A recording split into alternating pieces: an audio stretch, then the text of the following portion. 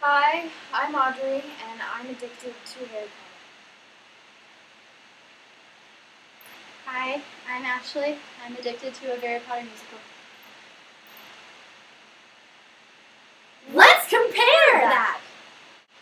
Hi, I'm Audrey. And I'm Ashley, and today we're going to be comparing a Harry Potter musical to the Harry Potter movies. Right, and if you haven't seen the Harry Potter movies, you're probably living under a rock, and you should go see them right now. So we are not going to spend time summarizing those for you. However, a Harry Potter musical isn't quite as popular, so we'll explain a little bit about what that is.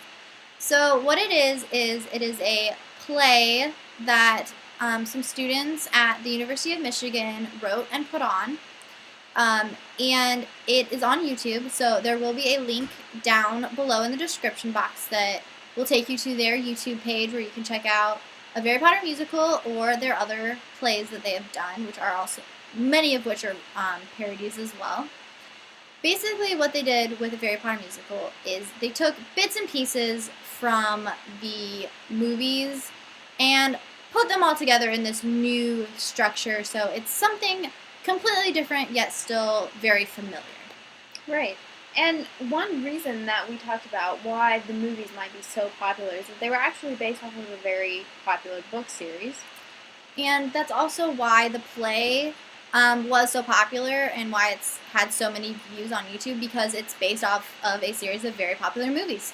Right, but unfortunately nothing good can come about criticism. There are multiple people who, because the movie were based on books, basically said, well, we don't like this because you didn't put this part in. It's not exactly like the books, and they got a lot of feedback. Yeah, the same thing came from the plays where people understood that, yes, it's based on the movies, but because it is a parody, it's not going to be exactly what the movies were. You can't parody and do the exact same thing. But there were criticized for some of the raunchiness of, this is supposed to be young children, like 12-year-olds, but they were acting like the college students who were portraying it, which works because these aren't actually 12-year-olds. And they were also criticized for some of their choices in actors, and we'll discuss that a little bit more coming right up now. Right, so we're going to go into our first character, Harry Potter.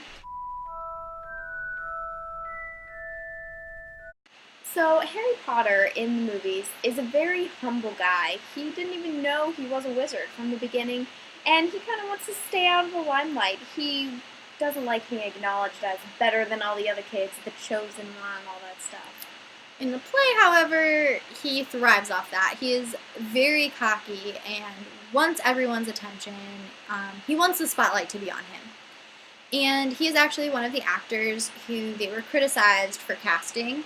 They did somewhat change the role when they cast him. They didn't think he could play the doughy-eyed hero that he was in the movies. Whereas he probably could have been, because if his picture looked familiar, that's because he is best known now for playing Blaine on Glee. So he could have pulled it off, but they chose to go a different direction and make him cocky, which I think worked out for the best. If you watch the play. Yeah. And next we're going to talk about Ginny.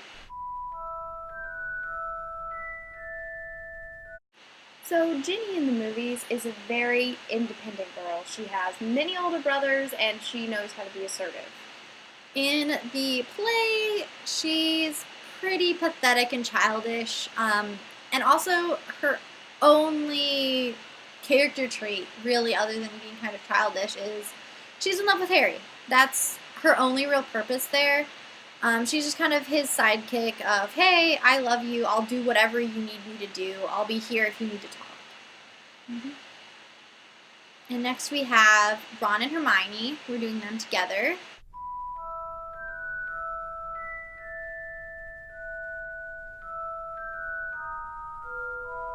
So Ron and Hermione kind of represent the sidekick characters. They are always there for Harry.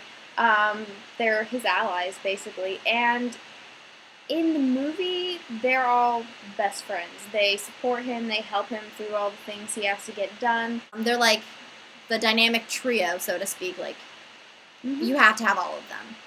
And in the play, they're very much comedic relief more than anything, and they're basically the same as they are in the movies. They're just very exaggerated.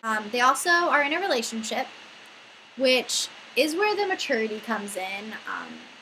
You couldn't really show 12-year-olds having sex on TV. Not that they necessarily... Societally controversial, for sure. Yeah, just a little bit.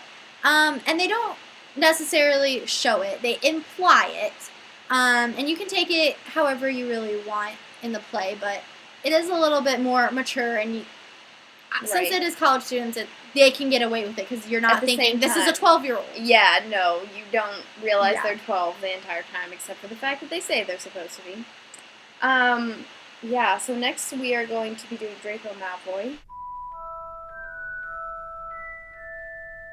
So Draco Malfoy, in the movie, they're referred to most commonly as Malfoy, most of the time because he's not very good friends with any of the main characters.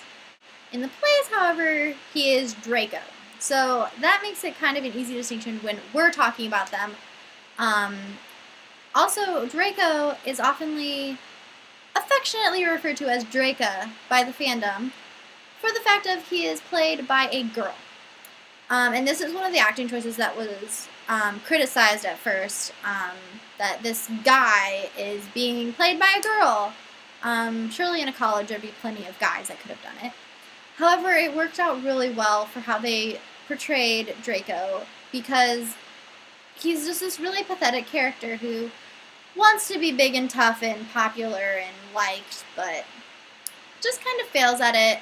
It's definitely in contrast to the character of Malfoy in the movie, because he is genuinely mean. He doesn't really care about Harry, Ron, or Hermione, and he doesn't associate himself with childish things at all. Yeah, and something else about him that's very interesting is he's this shapeshifter character. And what I mean by this is he changes a lot. In the play, he seems like a bad guy that's just not good at being a bad guy. But by the end, you find out, oh, he has a crush on Hermione, and that's why he bullies her so much. And he feels bad about anything that he's done that harmed anyone, and he wants to try and do whatever he can to make it better. Right, and it's the same in the movies. In the beginning, he just thinks he's better than everyone else. He wants to rise above them, always be the one who wins. And by the end of the movies, you see this different side of him, where he actually does care. And next, we're going to go on to Dumbledore. So Dumbledore in the movies is really represented as this mentor character. The wise man who always knows the answers and who Harry can go to anytime he doesn't know what to do. Yes, and in the play, he's not so smart. He's still the mentor, and he still gives Harry the information he needs. But he's also portrayed as kind of a dumb guy that's very oblivious to what's going on around him. He's also very much comedic relief instead of, I'd say, more respectable in the movies. Something else that the play does is they call out the fact that Dumbledore was gay. This is something J.K. Rowling, who wrote the books and helped with the movies, has said that he was probably gay, and so it was somewhat of a nudge to the fandom. So that's a really interesting aspect of the Dumbledore character. For sure. And next we're going to be talking about the Quirrell-Voldemort relationship. So, for those of you who may have only seen the movies, you might be confused about why we're doing Quirrell and Voldemort together, but you will understand more when Ashley talks about the play in a minute. Voldemort, as you may know, is the main antagonist of the Harry Potter series. He is purely evil, and he's the bad guy. He's like the shadow. Everything that Harry could have been if he had made different choices. Yeah. And Quirrell is, in the first movie, basically Voldemort's servant, who will do anything that he can to help Voldemort come back to power. And in the play, he is more the friend. We're talking about this relationship because it is an actual relationship. There's a caring relationship that's going on between Quirrell and Voldemort, and they're friends. They like each other, possibly even love each other. And they want what's best for each other, even if they can't necessarily do it all the time because they might be going against something that they're trying to do. Like, it might go against Voldemort being evil, but he still wants to protect his friend. Something else interesting about this duo is there's kind of this realism in it of the stuff you know happens, but they never showed. Like, going to sleep. Quirrell had another person on the back of his head. You're not just going to be able to sleep on your back anymore. They portray this, and they have an entire scene about this relationship trying to happen. And if you want to hear a little bit more about their relationship, you can check out our next video coming soon, which is going to talk more about the plot of the plays versus the movies. So if you want to see that, stay tuned for our next video. Thanks for watching. Bye!